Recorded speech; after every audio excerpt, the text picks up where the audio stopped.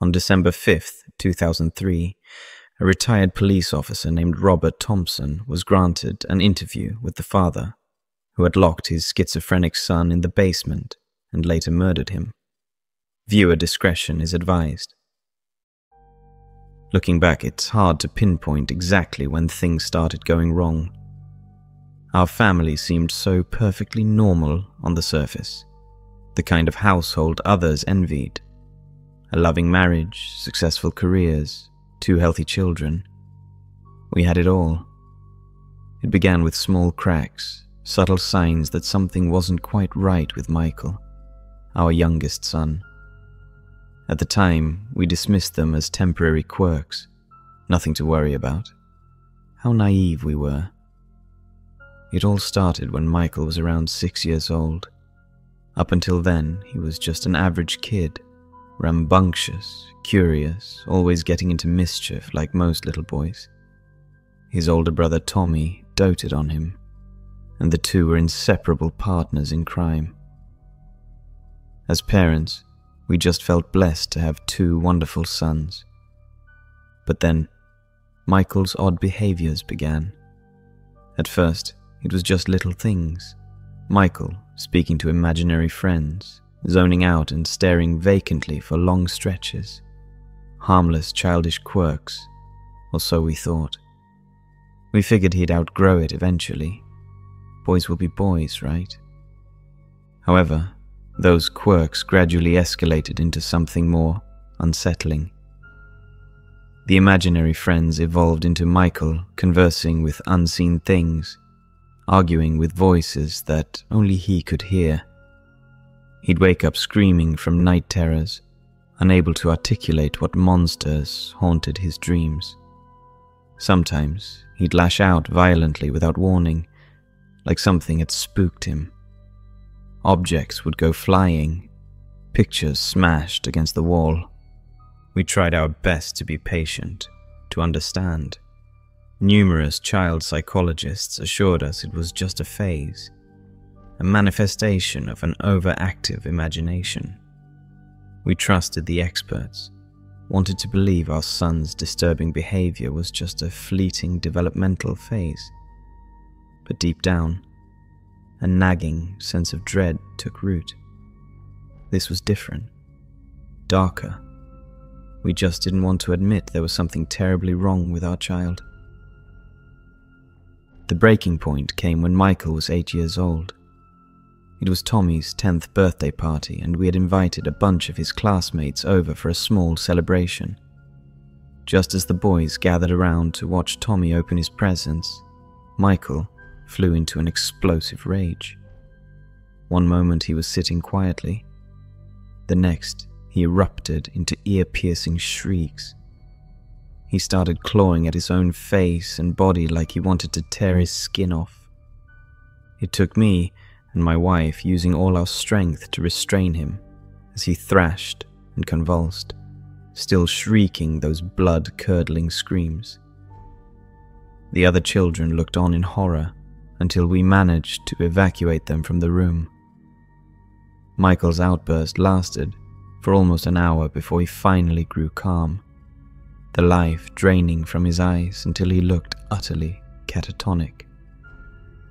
In the deafening silence that followed, we knew something was profoundly, indisputably wrong with our son. I would just sit there, watching over him at night, hoping against all odds that somehow me being there would bring him peace. Stupid, I know. But a father's love makes you delusional like that. After 2 years of this endless cycle, we finally found a doctor who seemed to have some answers. Dr. Amelia Granger, supposed expert in pediatric psychosis. She ran a whole battery of tests on Michael, put him through brain scans and psychological evaluations. Finally, she came back with a diagnosis: childhood onset schizophrenia. She told us it was a rare but severe form of the disorder that caused hallucinations, delusions, and breaks from reality from a young age. Dr. Granger warned us straight up. This wasn't something he'd just grow out of. She said the prognosis wasn't good without serious treatment and management. But she had a plan laid out, a ton of different meds and intensive therapy to try and get Michael's psychosis under control before it got worse as he got older. So we went ahead and started this whole regimen with her. A hope flared up in me that we might finally be on the right track to helping our son. We put every last dime into his treatment, paying whatever Granger asked. She became like a member of the family, always having us over to her office to monitor Michael's progress. For a little while, it even seemed to be working. The meds calmed Michael down, stopped the voices he kept hearing. He was more present, more like his old self from time to time. We'd get stretches of weeks, even a couple months without any major incidents. Me and Maggie could breathe again, just for a bit. Granger kept warning us not to get our hopes up though. Told us flat out that schizophrenia has no cure. We'd always be fighting an uphill battle to manage it. I didn't care though. I would have walked through hell itself as long as it gave my boy some peace. Of course, it didn't last. Just when we'd get a tiny glimmer of hope, Michael would cycle into another psychotic break. This time they were worse than ever. He became convinced that me, Maggie, even poor Tommy were out to get him. Kept ranting about us being demons sent to torment him. I remember one particularly bad night. He just lost it on us. Maggie was trying to give him his evening meds and he went berserk. Knocked the pills right out of her hand, sending them scattering everywhere. Started screaming at the top of his lungs about us poisoning him, trying to kill him. Ironic when you look back at it. Before I knew what was happening, Michael was on top of Maggie, hands wrapped around her throat, squalling like a rabid animal. I had to pry him off her while Tommy looked on in horror. I'll never forget the look of pure hatred in my son's eyes. After that, Granger told us it was time to consider more intensive treatment options. She didn't come right out and say it at first, but I knew what she was hinting at. Institutionalization. Locking my own son up in some psych ward hellhole. I refused at first, telling her we could handle it, that families should stick together no matter what. But the episodes just kept getting worse and worse. There were nights we had to lock ourselves in the bedroom, listening to Michael scream and hurl himself against the door for hours on end. We stopped letting Tommy be around him, scared for his safety. It got to where me and Maggie could barely function. We were so exhausted and strained. Finally, Granger gave us the harsh truth. If we didn't get Michael into a facility with 24/7 monitoring and medical care, his condition would deteriorate until he became permanently, violently psychotic. It would destroy him, and likely us in the process. She begged us not to keep enabling his sickness out of blind parental love. So with leaden hearts, me and Maggie started looking into long-term residential treatment centers for Michael. The thoughts of it ate me up inside. Here was my baby boy, my flesh and blood, and I was going to have to hand him over to strangers and lock him away. All because his own mind was playing devilish tricks on him. I kept telling myself it was for the best, that it would get him the help he so desperately needed, that it would allow me, Maggie and Tommy to have some semblance of a normal life again. But that was just me lying to myself. Deep down, I felt like a failure as a dad, like I couldn't protect my son from the monsters that really existed, the ones in his head. We finally settled on a place not too far away, Cedarbrook Psychiatric Institute. They had a whole pediatric wing and program devoted to childhood mental illnesses, nice grounds, activity centers. At least that's what the brochures said. It would be a 10-week program, and if he showed signs of positive progress, he would return home. We went through all of the admissions process, filled out every form and waived every waiver they handed us. Through it all, Michael was in one of his trances, off in whatever hellish world his brain had created for him that day. It made it a little easier, not having to see the fear and betrayal in his eyes when we signed him over to that place. On a Thursday afternoon, me and Maggie handed our son over to the nurses at Cedarbrook. They had to sedate him and cart him away in a goddamn wheelchair. He was so out of it. While he was being wheeled off, he turned and looked right at me, lucid for one brief moment. I'll never forget the way he mouthed, "Help me, Daddy," before the drugs pulled him under again. I wanted to grab him right then and run, take him and my family far away from that awful place. But I couldn't move. I was rooted to the spot, just watched helplessly as my own son, my flesh and blood, disappeared through those big steel doors, being taken to God knows what fate.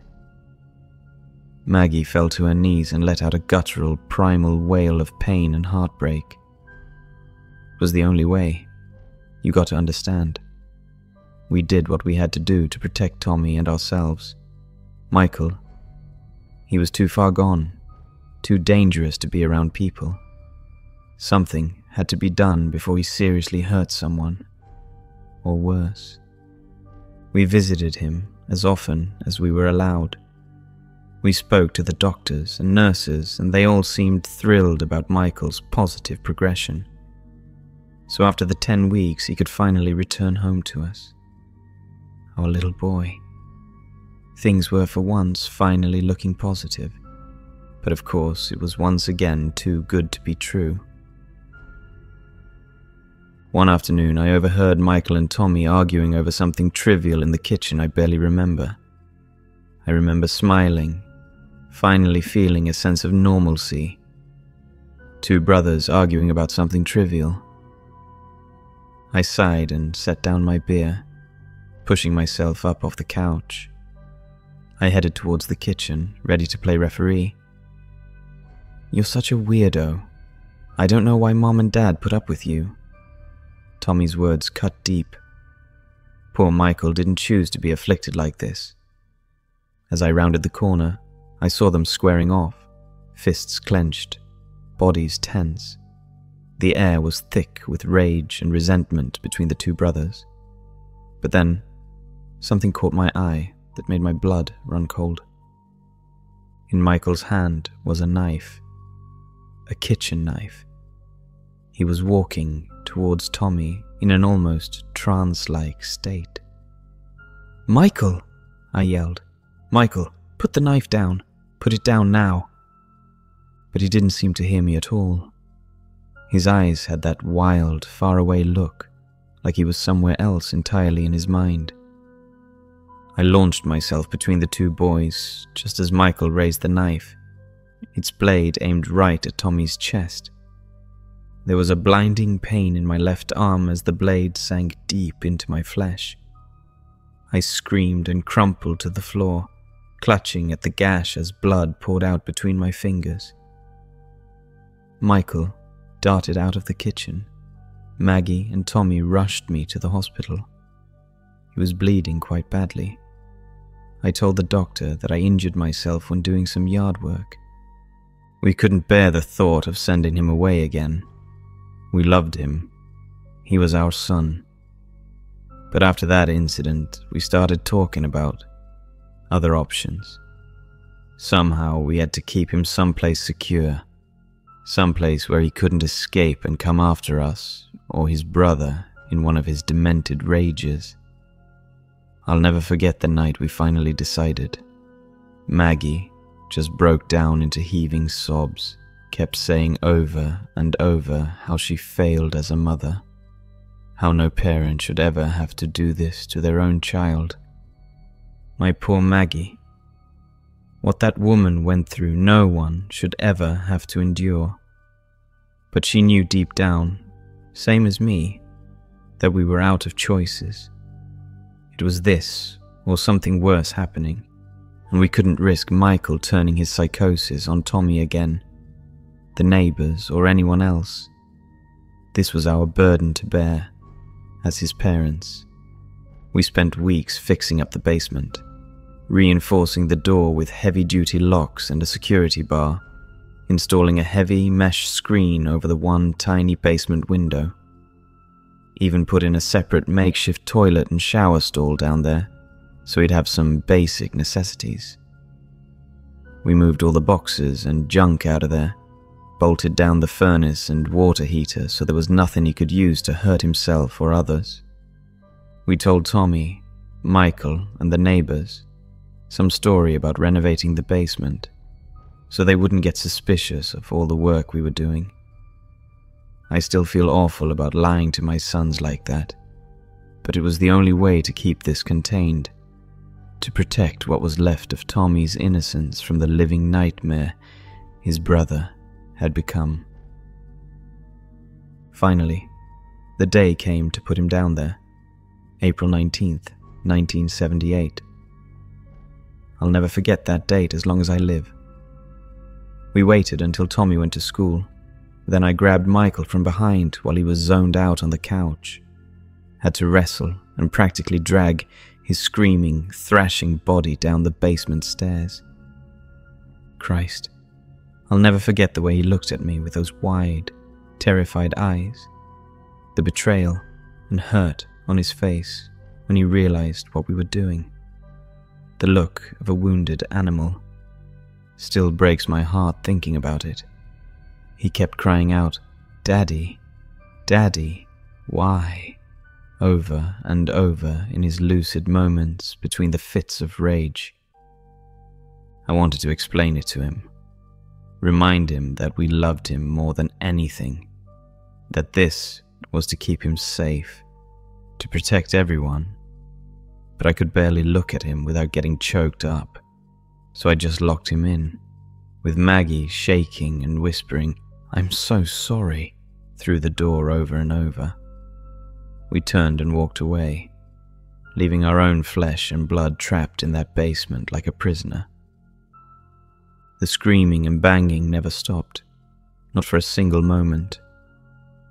He'd pound and claw at that heavy door, raging like a rabid animal stuck in a cage, begging to be let out 1 minute, then spiraling into episodes of muttering deranged gibberish the next. So of course there was no way to hide it from Tommy.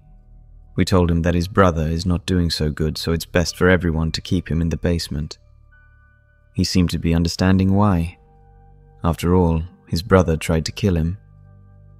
More than once, Maggie had to sedate him through the food slot when he worked himself into a frenzy and started stripping his clothes off, smashing that poor body of his against the concrete walls. It got so bad, we had to start putting a gag over his mouth at night just to get a few hours of sleep. But we couldn't let him out. As broke as it made our hearts, that basement was the only way to control him. We had to protect Tommy, protect our neighbors and what was left of our family unit. Michael's mind was just broke beyond repair, like a rabid dog that couldn't be around people no more. So he stayed locked up in that basement for I don't even know how many years. 5 at least, maybe more. We'd go long stretches barely hearing a peep from him, when his psychosis would sort of go blank and empty for periods. Like, even the demons in his head had to take a break sometimes. Then he'd cycle into another fit out of the blue, screaming and growling from down there like a chained-up monster, banging so loud it rattled the whole house. I stopped sleeping altogether during those episodes, just sat awake with a baseball bat and a syringe with the heaviest sedatives I could get, waiting to subdue him in case he somehow broke through. Maggie took to drinking heavily, just to numb out and cope. Me, I'd spend hours upon hours in that basement, just watching Michael exist in an environment as if he was less than human. There were times he'd lock eyes with me through that mesh wire screen over the window, and I could see a glimmer of my sweet Michael in there, pleading for help. Those moments damn near killed me. But they never lasted long before that animalistic snarl and fury would return. So I'd sit there, hour after wretched hour, talking to him through the door like some twisted form of trauma therapy, trying to reach whatever fragile remnants of his consciousness were still intact, replaying happier memories over and over out loud. About the day he was born, his first steps, taking him camping as a little one before the sickness took hold. Part of me kept hoping against all odds that something would break through that madness and reach him, snap him back to being my sweet little boy who loved dinosaur nuggets and begged me to read Where the Wild Things Are every night without fail. Another part knew I was just indulging my own selfish desire to absolve some microscopic shard of the soul-drilling guilt I felt. We did unspeakable things to keep that part of our family alive and contained, things that transcended the vows of parenthood into the territory of, well, I won't even let my own mind linger too long on the word for what we became. Wardens, monsters, I don't know. All I knew was I had to find a way to save Maggie and Tommy from the living horror our lives had been mutilated into, even if it meant killing my son. One night, Maggie had drunk herself into a stupor yet again. I went down to the basement to do what needed to be done, for her, for Tommy, for me, and most of all, for Michael. I brought the longest kitchen knife I could find, gripped so tight in my trembling hand that it broke the skin. I opened that door and, well, I think you know what I did. I'm sorry, Michael. I'm sorry for failing you as a father. I love you, I whispered to his lifeless body. As soon as it was over, reality hit me. I realized what I had done and was absolutely disgusted with myself. I guess the small part of me that was still human gripped me, and I drove straight to the police and confessed everything, and tried to blame as much as possible on myself, that it all was my idea, that Maggie never knew. Hopefully my family never got punished for my actions. I have never heard from them since. And here I am now, 25 years later, talking to you, Mr. Thompson.